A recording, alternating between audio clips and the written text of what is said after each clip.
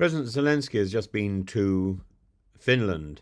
Uh, Good afternoon, glory to Ukraine, glory to the heroes. It's immediately clear who is from Ukraine. These words were spoken by Zelensky in Helsinki, and they encapsulate the deep mutual respect between Ukraine and Finland, a country that has seen its security concerns, its strategic alignment shift dramatically since Russia's full-scale invasion of Ukraine. Contrast this with the vacuous diplomatic doublespeak of the phone call between Zelensky and Donald Trump, in which both parties, despite their insistence otherwise, failed to deliver any reassurance. In Finland, Zelensky was welcomed not as a transactional leader, but as the face of a struggle that resonates with history. His speech was impassioned, direct, filled with gratitude, not just for political support, but for the cultural solidarity Ukraine has found with nations that understand the threat of Russian aggression, and his words were not merely for show. They reflected the reality of a continent that has changed its strategic posture because of Ukraine's fight. Finland, once hesitant about NATO, is now firmly within the alliance. As Zelensky said, "We see our flags on your streets, and that's the answer to everything." It was a moment of clarity, where words had weight and diplomacy was rooted in shared values. Helsinki was not just a stop on his tour, but a reaffirmation that Ukraine's struggle has fundamentally reshaped Europe's security landscape. And compare this with the infamous phone call with Donald Trump. Trump, in his characteristic style, described his call last night with Zelensky as very good, an endorsement so overused in his lexicon that it has no meaning. It's lost all meaning. But beyond the platitudes lies a troubling dynamic, a conversation in which Trump, fixated on grandstanding, reduced the serious matter of war to a transactional exchange. And Trump's idea of diplomacy, particularly with Russia, has always been about personal chemistry over strategic clarity. His glowing assessments of his relationships with Putin, with President Xi, with Kim Jong-un, demonstrate his preference for strongman theatrics rather than nuanced statecraft. And his vague assurances to Zelensky about considering aid requests, such as the transfer of Patriot missile systems, stand in stark contrast to his willingness to humour Putin's narrative.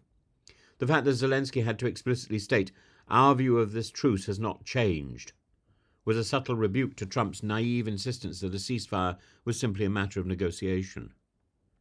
The contrast is stark. In Helsinki, Zelensky spoke as a leader of a sovereign nation standing on a world stage. In the phone call with Trump, he's forced to navigate the whims of a man who sees him as a chess piece in a personal game with Putin. Trump's approach to foreign relations has systematically drained diplomatic language of its weight.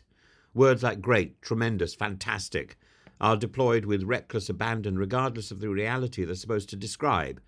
When he called his conversation with Putin epic, it was not an assessment based on tangible results, but rather on his performance, his strength. In reality, it's about emboldening an autocrat. Consider this. Putin actually said to me, "If you're my friend, I'd hate to see you as my enemy." What does that mean?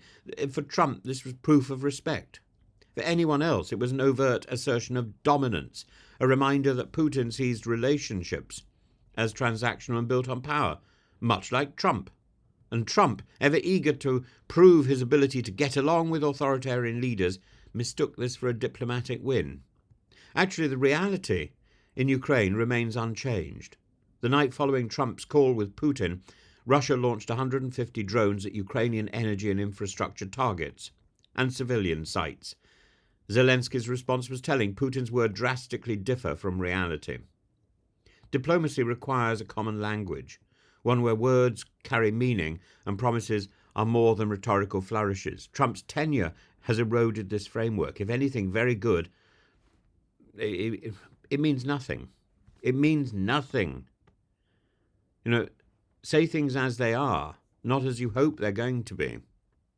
And the problem with Trump is it's not only that he's enforced a pause in the Ukraine war in favor of Putin by stopping intelligence. Every time he gets an agreement with Putin, that automatically generates a pause in what Ukraine is doing. Ukraine, quite rightly now, is ramping up its efforts to continue its drone attacks on the infrastructure which is fueling this war. Zelensky's Helsinki visit and his call with Trump illustrate two vastly different diplomatic landscapes. One is rooted in solidarity, historical awareness, and meaningful global determination. It's already taken action. The other was a pantomime of leadership in which words are stripped of all consequence. When diplomacy is reduced to flattery, transactional posturing, it might as well be innuendo. Ooh, matron. It ceases to function as what it is. All you're doing is looking at the subtext and giggling behind your hand. It's not language, it's flatulence.